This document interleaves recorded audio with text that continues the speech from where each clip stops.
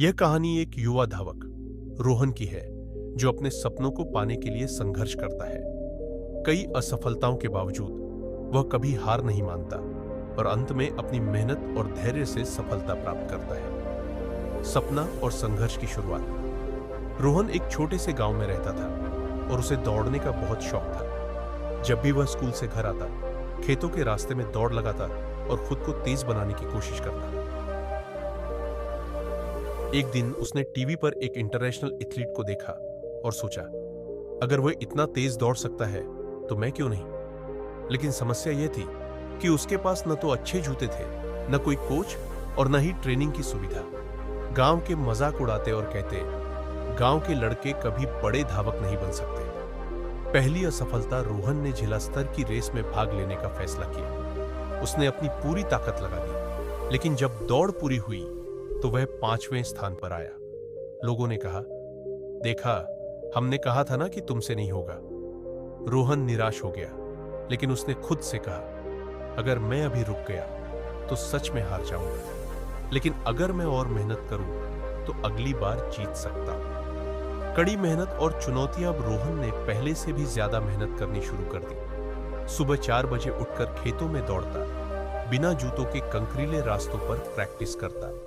कई बार उसके पैरों में चोट लगी, कई बार वह गिरा, लेकिन हर बार उसने खुद से कहा, हार नहीं मानूंगा। धीरे धीरे उसकी गति बढ़ने लगी। इस बार उसने फिर से जिला रेस में भाग लिया और दूसरा स्थान हासिल किया। लोग अब चौंक गए, लेकिन कुछ ने अभी भी कहा, पहला स्थान लाए बिना कोई फायदा नहीं। बड़ा मंच और आखिरी चुनौती। रोहन ने अपनी ट्रेनिंग जारी रखी और राज्य स्तर की प्रतियोगिता में हिस्सा लिया। यह उसके लिए सबसे बड़ी परीक्षा थी। दौड़ शुरू हुई। वह तेज भाग रहा था, लेकिन आखिरी 100 मीटर में उसकी टांगों में दर्द होने लगा। उसके दिमाग में 2 बातें चल रही थी। रुक जाओ, दर्द बहुत ज्यादा हो रहा है। अगर अब रुक गए तो सारी मेहनत बेकार हो जाएगी। भी उसे अपनी मां के शब्द याद आए, अगर तुम सच में कुछ पाना चाहते हो तो कभी हार मत मानो। रोहन ने दर्द को नजरअंदाज किया और अपनी पूरी ताकत लगाकर दौड़ा।